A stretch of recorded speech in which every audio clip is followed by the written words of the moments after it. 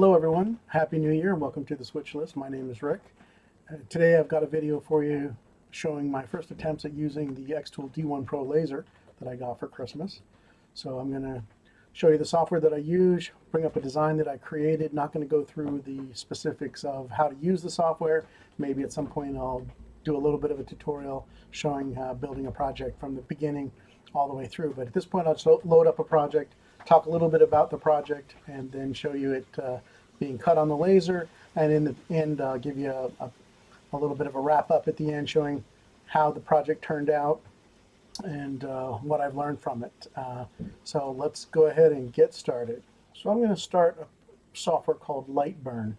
This is a product you have to pay for. XTool does give you a free software called XTool Creative Space, which will allow you to create designs, but Lightburn is a little more feature rich. It allows you to do a lot more things, so I went ahead and splurged the $60 and bought it. Here you can see on my screen is the blank start page from for Lightburn, and so I'm going to go ahead and I'm going to open up a recent project, which in this case is the station in Bel Air, the Ma and Pa station in Bel Air.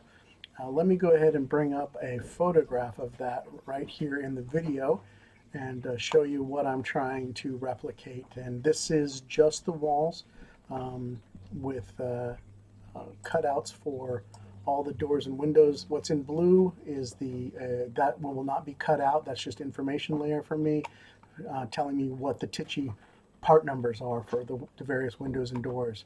Everything that you see in black is will be cut by the laser.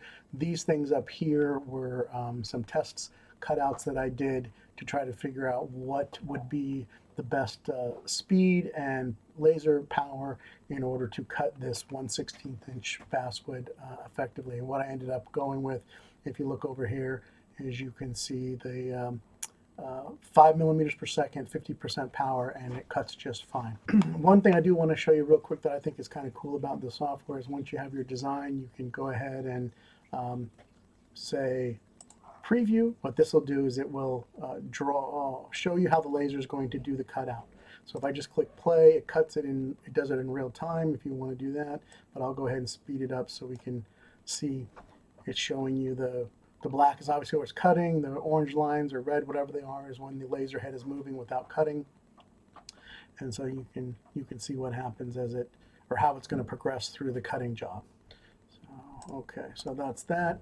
The next thing I will do is I put the piece of material that's going to be cut into the laser, and then I would click the frame button, and what that'll do is that'll cause the laser to move across the outer limits of what's being cut so that you can verify that it is not going to be past the end of your material and that your material is set in there correctly. So then from there, once you got that done, you just hit start and it'll off to the races and it'll start cutting it. So let me bring up a video showing you that, and then at the very end I'll show you what the final product looks like. And again, this is just a mock-up. I don't have the roof or anything done or the awning that needs to be there, and this is just cut out of some basic basswood, and ultimately this will be done on clapboard siding once I'm happy with the design. All right, so here we go.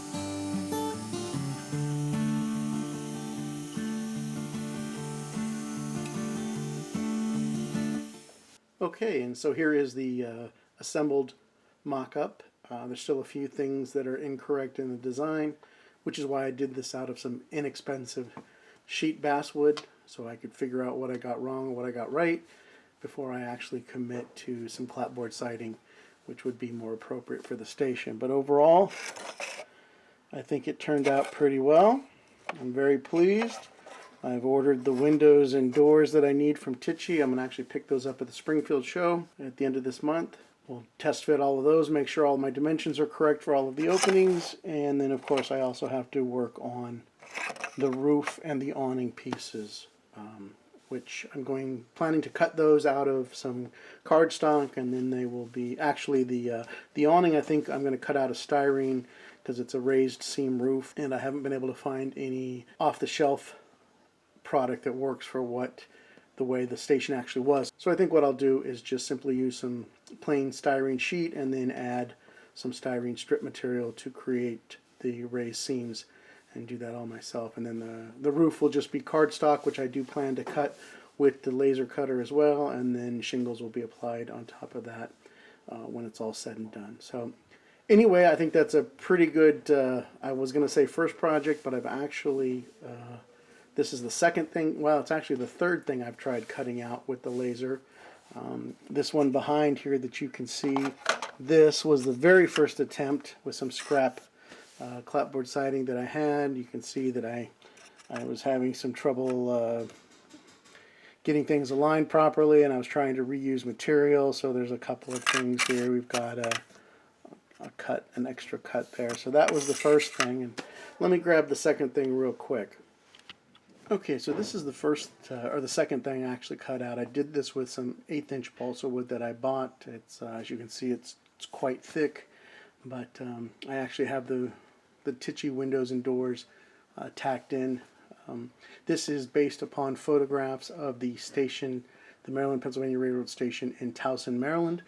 I don't have any actual dimensions for this. You can see this is a gigantic. I just tried etching a sign through that really thick 1/8" stuff. Again, this is just a mock-up for trying the laser out and figuring out I'm actually going to etch that word Towson into the side wall there. So anyway, and then I've actually added, I don't have any pictures of the rear of the building, but I am figuring there must be a couple windows in there, so I updated the design to include, I think, 3 windows across the back.